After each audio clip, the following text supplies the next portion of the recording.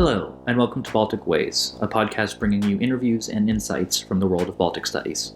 I'm your guest host, Ben Gardner-Gill, filling in for Dr. Indra Ekmanis.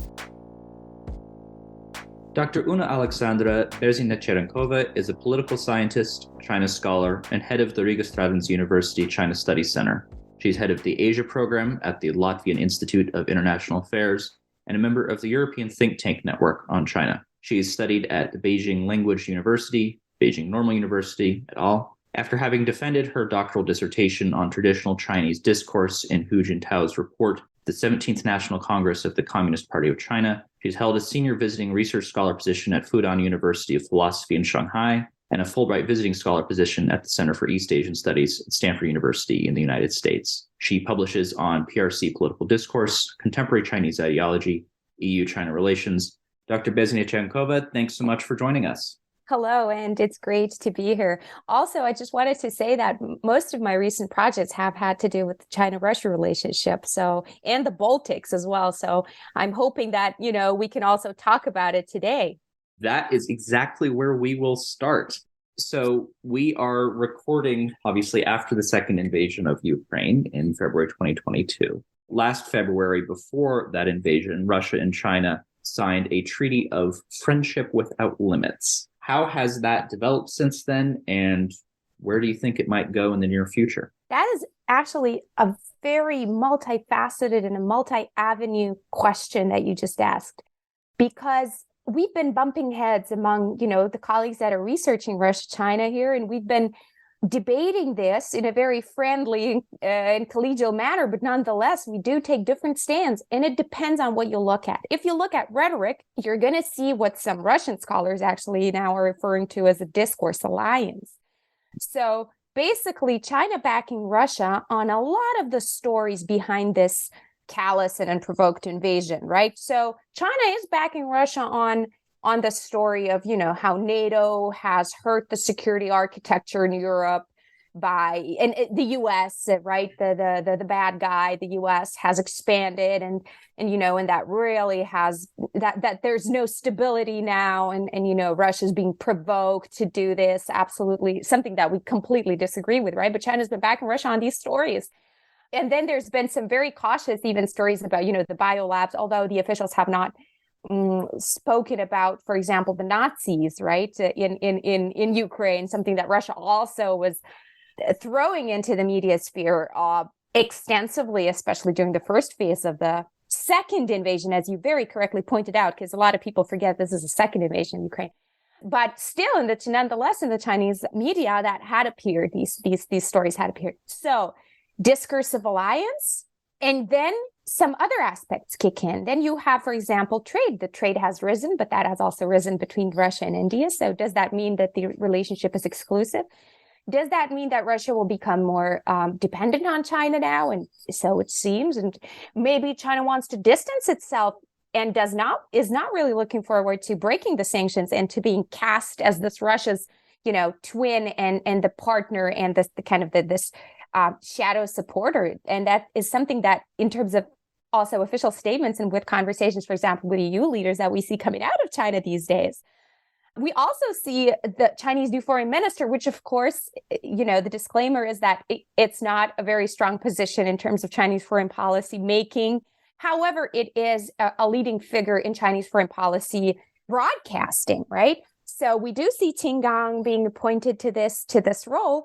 And even though some, we have reports claiming that he was the token wolf warrior in his time and now, but still he has this American experience, right? And so who does he call? He calls Biden first, and then only he calls Lavrov. So, it is a game on the China. And then, so we have discourse, then we have economics, then we have politics. And then to make this even more complicated and to show you why is it that we've been debating this so heatedly among colleagues, is the big unknown is the security and defense cooperation between these two players. So there are signs to point towards, of course, we know about the joint drills. We know about some historic firsts that have taken place, for example, during the Vostok 2022 exercise, where And this is depends on how you look at it. On one hand, you can look at it, okay, China has never, had that kind of cooperation in military drills along all lines of forces. You have naval, you have air force, and you have ground force cooperation. On the other hand, you can also say, well, this is a multilateral thing. You also had other countries there that Russia had invited. So this was not specifically China-Russia drill. And you can also say, in comparison to the Vostok exercise, 4 years prior, actually, the number of the Chinese contingent had decreased almost twofold. So less soldiers on the ground, right? So again, and then, of course, so many things here. In that's the specifics of military mil cooperation. These things are not.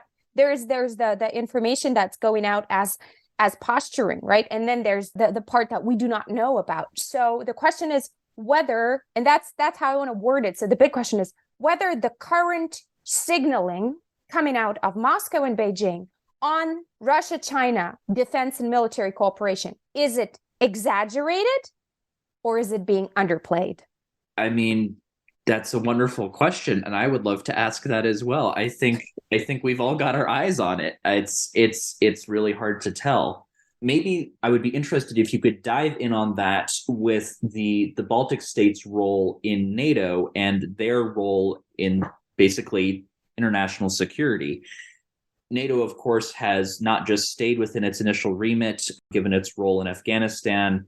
And of course, the thought in everyone's mind with regards to the Russia-China relationship and lessons that China might be learning from the second invasion of Ukraine is with regards to Taiwan. How do the Baltic states feel about their major security alliance thinking globally, more and more globally now, and with specific regards to the bilateral relationship between Russia and China? Oh, definitely. There are so many things to unpack here in your question. I think one way to look at it is the fact, let's start with this NATO going global almost, right? In different iterations, right? In terms of member states perhaps being present, not the alliance as such, although we have seen that the strategic concept does include the Pacific as a theater, basically. And what do we do, right? It's an open question. But I do have to say that we're entering the age of the Indo-Pacific strategic narrative. So the strategic narrative that was introduced by Shinzo Abe back in the day in mid-2000s, and then was gradually taking and that at first it was kind of about this free and open Indo-Pacific, about the convergence, that kind of a liberal internationalist story. But now in this new iteration, of course, Indo-Pacific strategic narrative equals security, and that is, at the end of the day, it is about China. It is about China's growing presence, about China's growing assertiveness, right? So I think that is something that NATO member states have to reckon with. And we also see how NATO member states in Europe, big and small, have started contemplating some form of Indo-Pacific strategy, even those that are not present in the Indo-Pacific, right? So, okay, when you see the Netherlands coming in with some sort of that kind of mindset, you understand it has historical reasons, with Indonesia being colonial. And this historic presence and some sort of and of course the trade routes that Netherlands as this globalized trader is extremely dependent on. But you also have that here in the Baltic shores. You have the Baltic states thinking, what do we do with this strategic narrative, with this mindset of the Indo-Pacific? Do we adopt it? Do we downplay it? Do we leave? Do we stay on a country-based approach towards, for example, East Asia? Or do we adopt this water-based security lens, basically, when we look at a region that is so far away? And that is new. And I think this phenomenon, I don't know if that's the right word, or this development, rather, I don't want to sound too, don't want to hide behind academic words. Let's just say development. It's a complex development. And it's interesting that through the engagement with China and kind of trying to see what can be done economically, then through the risk assessments and having to make some choices between economy and security, also at the behest of Washington, for example, with the famous 5G decisions of the Baltics and also some other NATO member states, to basically promising to exclude Huawei, right, between the lines, from national 5G infrastructure. So all these decisions, they have made our country, and also Lithuanian spat with China and kind of turn towards, a more values-based policy, which was a result of the government that the more conservative values-based government that came into power, and this exploration of the relationship with Taiwan. All of this has led to the Baltic mindset, global foreign policy mindset's expansion, which is, I think, interesting. And it's a testament to interconnectedness and to interdependency that we have. So if in the 1990s, all we were thinking about here in the Baltic capitals was we have to, think about NATO, think about the EU, how we join, how we do, how we compare, how we follow the guidelines and the regulations. And then there was kind of this path of dependency where, and it's still, of course, at the core, it's the main pillar of our foreign policies, but still we had tunnel vision. We did not see, and that also is understandable because, of course, our foreign policy resources are not inexhaustible. But these developments have made us we dropped this. And as Baltic states, we've become more aware. And this kind of leads back to the initial part of your question about, our role in this war and the way the world perceives Russia's war in Ukraine. We've realized that we have much more agency that we had given ourselves credit for before, and that actually we don't have to be one or two issue players just because we're small. And that is a new reality. That's a new development for me. And that actually is extremely interesting to me because as a China scholar, first starting out, it seemed like, there is no way that there would be a topic that would connect my country, Latvia, to my research topic, China. And yet, starting from mid-2010s, from mid-2010s, I realized that, oh no, this is the reality where it does connect, and especially now. So I think that's something new and something for the books. And then on top of that, what has changed in our mindsets, starting from February 24, 2022, is the understanding that when we are really extremely driven in a certain situation or towards a certain goal, in this case, of course, accompanied by outrage, absolute outrage at Russia's attack, and empathy, and also fear. Let's not shy away from fear. It's one of the big drivers here.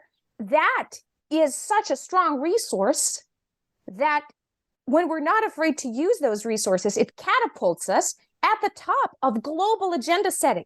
And, we've been taught, we've all heard the lectures when we were at school about how it's the big boys game, and it's about how the big guys call the shots and all the realist things that essentially do have merit. But I think both in regards to Russia's aggression and also towards China's coercive policies in the case of Lithuania, this is proof that small powers hold no sway. And that's also being noticed globally. And I think that what we also do is that we provide some sort of, and again, I don't want to simplify this because obviously the Baltic states' approaches are a spectrum. They're very close, right? So they're not completely different. Absolutely. We can zoom out and we can see them as consistent Baltic approach, right? It's almost like a brand. But of course, when we do zoom in, we see that it is a bit of a spectrum. We see Lithuania with this value-based democratic versus authoritarianism lens approaching the world. Then we see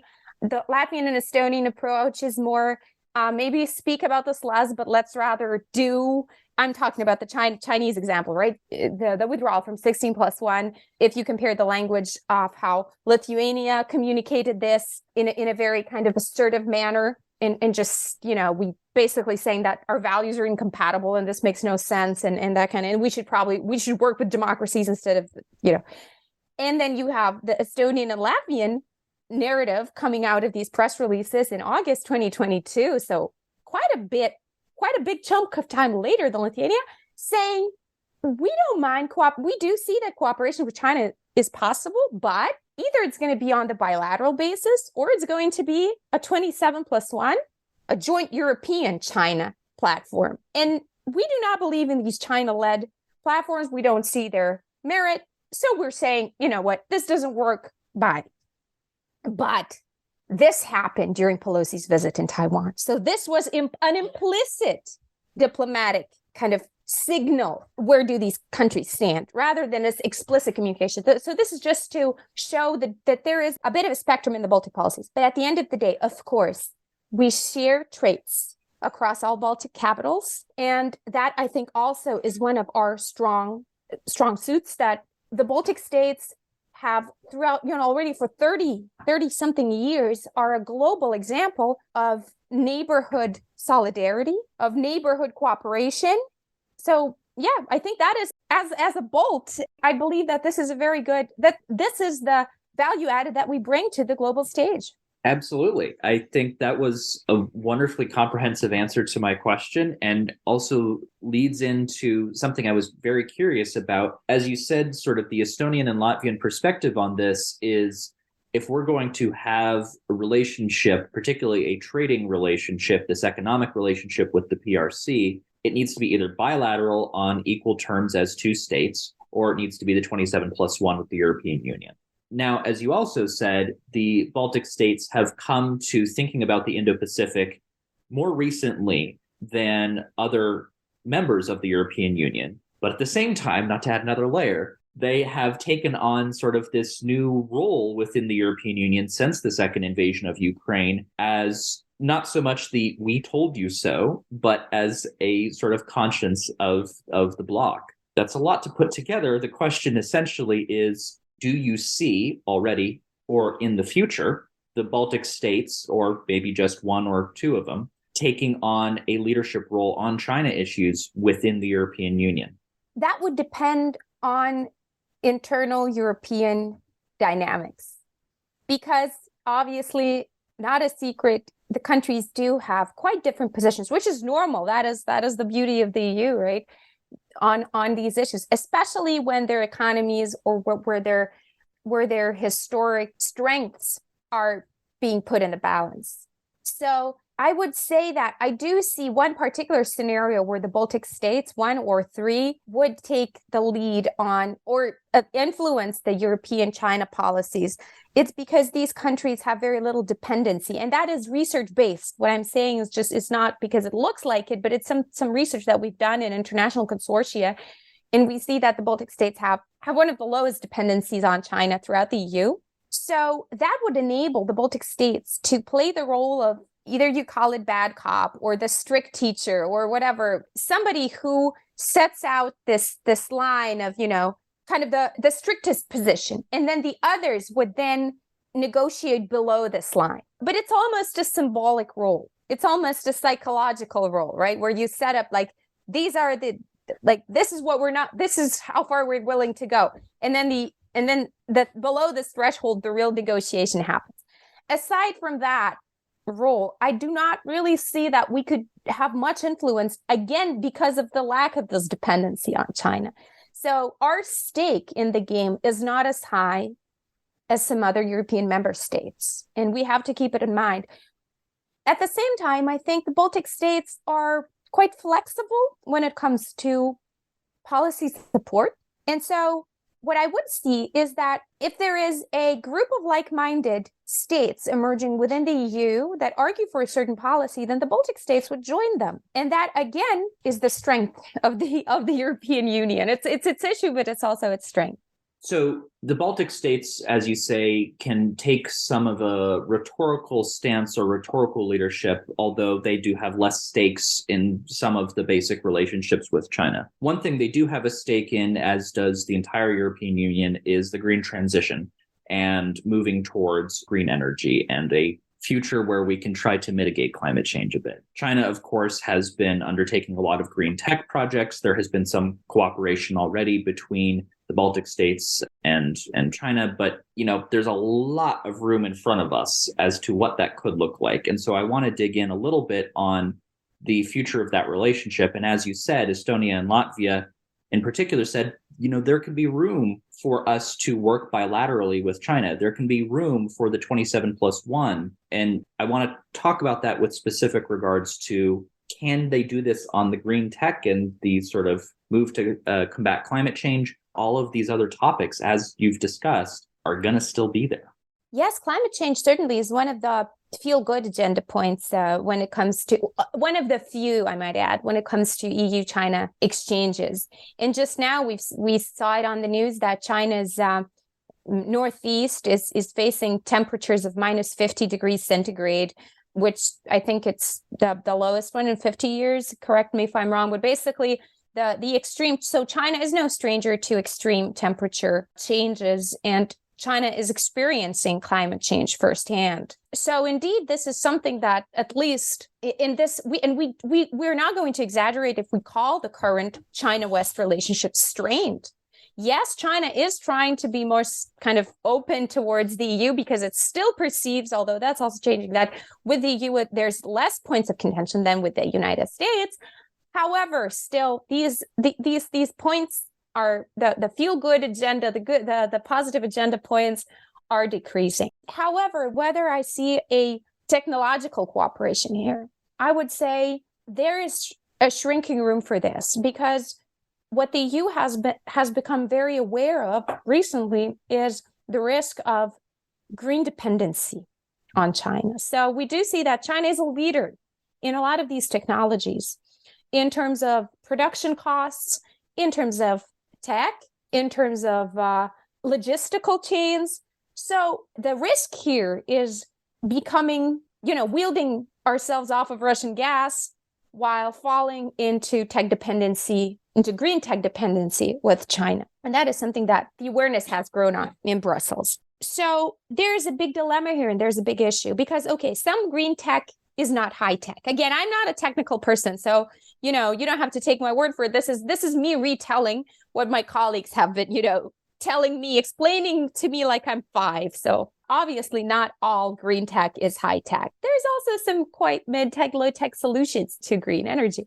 But a lot of them do have this aspect of AI-based solutions. So given the bad track record that we've had with Chinese high-tech companies in the EU, it's very unlikely that there would be that kind of cooperation here. And also on standards, we do see that China is trying to create and influence new global standards when it comes to these emerging technologies and emerging fields. So in principle, and that is already great, that we do see that politically, this is one of the things that's being reiterated, that China is also, has come to terms with. Although, of course, we do see that they are still talking about the fact that they need to peak first, right? That's something to keep in mind. But on the level of implementation, what China will want, right, is for its tech companies to be more present on the European market. And what the Europeans are ready to give are two very different things. Of course.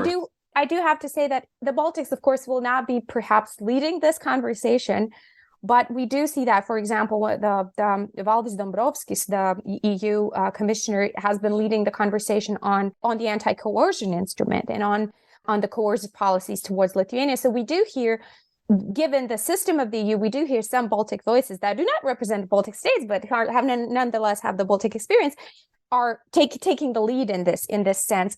And in the Baltics, we've had, even though, again, there's very little dependency and the embeddedness of Chinese tech is not as pertinent as it is in some other bigger countries, but we've had our share. We've had nuke tech, the companies that are on the U.S. sanctions list that are either providing some support to mass surveillance of Uyghurs, or in other ways are basically are involved in human rights violations in China. And so one of them is of course, and they are surveillance companies. So we had the situation still where the airport in Lithuania refused to buy Chinese equipment for scanning, given these sensitivities. But that equipment is present in the Baltic states. It's present elsewhere in Europe as well. Because, quite frankly, aren't we all a little bit frustrated when we have to take all our 7 laptops, 3 phones, and everything, and each and every little bottle of liquid out in that airport queue? Well, these new machines that China makes, apparently I couldn't afford them, neither probably could you, but the big airports can, right? And they're cheaper, and they make them, and that's where you just put your backpack in, that's it, and you're good to go. That's seductive. So I think, to sum up, on the rhetoric side, there is still room for the conversation, on how climate change is bad and how it's a reality. But on the side of practical cooperation, there are different interests. And China is a very realist, is a hyper-realist power. It's national interest driven, absolutely. And so there are going to be clashes on the interest and on the implementation side. Spoken like a non-expert on climate change policies. Understood and heard.